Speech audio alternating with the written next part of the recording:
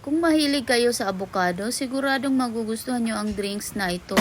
1 sachet gulaman powder, 3 cups water, 1/2 cup sugar. Kapag kumulo na, ilipat sa lalagyan at palamigin hanggang mag-set.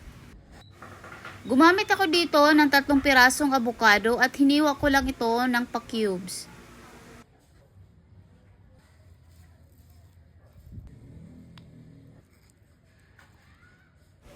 At hiwain ang gulaman ng pa-cubes. Sa isang lalagyan, ilagay lahat ang mga ingredients. Kalahating cup condensed milk. Lagyan natin ang fresh milk. Kalahati lang nilagay ko.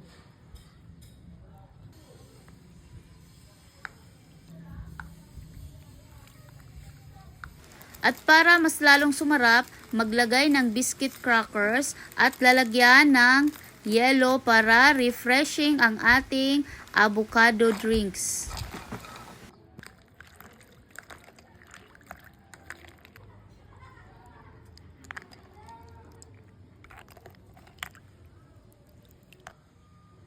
Ilagay sa lagayan at ready nang iserve ang ating avocado drinks. Thank you po sa panonood.